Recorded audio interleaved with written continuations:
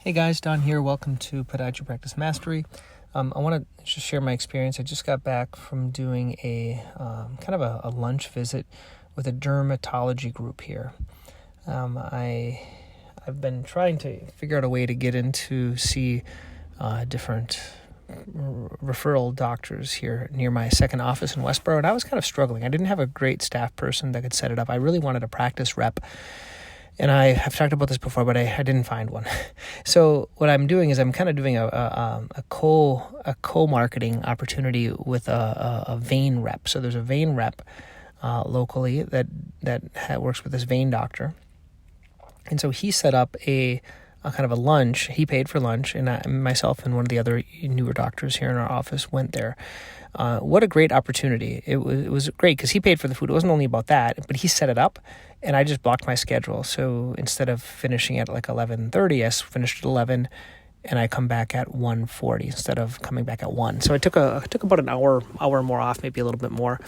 But when I was there, I got to meet 3 out of the 6 derms, and they were really excited about sending over patients, for example, that didn't want oral medication, that wanted laser, which I kind of said that, I don't really believe laser that much, but we do have a laser, so that was fine.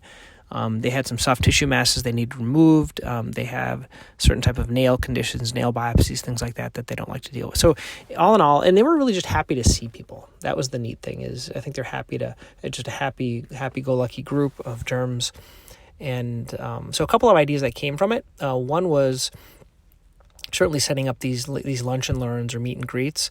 But specifically, they had a gap year program. So all of their medical assistants were gap year doctors. So maybe a way of even getting some better focused help in your office would be to offer even a year for a gap year students trying to get into medical school or podiatry school. That was one idea. It was kind of a neat idea because all these were really kind of motivated docs to be, I guess, that were doing scribing work for them and everything else that they needed to do, checking in the patients, medical assisting, things like that. The other thing that I thought was kind of interesting is as I was talking to Dylan, who set this up, he said to me that another great way of doing this is just to call doctors. Now, I know I'm just reminding myself of something that I knew a long time ago, but as doctors, if you want to meet another doctor, I tend to complicate things. So I'm like sending over all these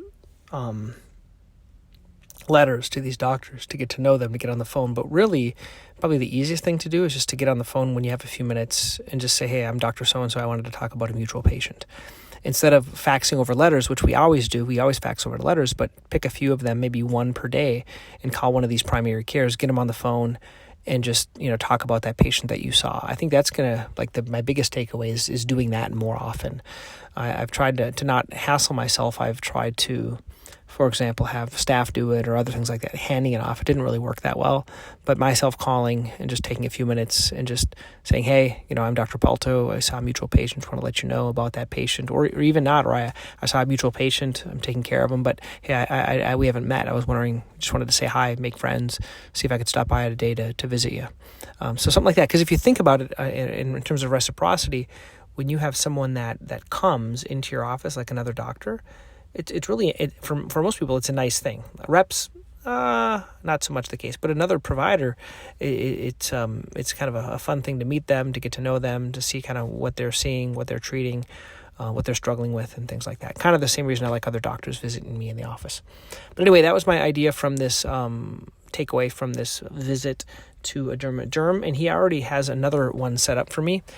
This one will be in a couple weeks. It's a primary care group. So a primary care group that could refer a lot of patients over. He's setting it all up. We're just kind of going there. And then another thing down the road that he's working on setting up would be like a joint venture CME lecture to primary care. So doing a little bit on vein stuff, a little bit on like plantar fasciitis or musculoskeletal stuff. And, I think there was the rep, the one that would pay for it would be like a compression garment company. So that was the idea. They would set that up. We would use our lists, kind of reach out to them and do a joint, like 4 or 5 credit CME credit type of course. Anyway, those are my ideas. If you are like these, email me down at Podiatry Practice Mastery because it's kind of lonely doing all the stuff. If you found it beneficial, got some tips, just send me an email. Certainly, if you want to come visit the office, let me know. If you want to pay me money, join Podiatry Practice Mastery. It's super cheap, and it will certainly make 10 times what you're paying for it. Okay, if you actually go through the stuff. Okay, thanks. Bye.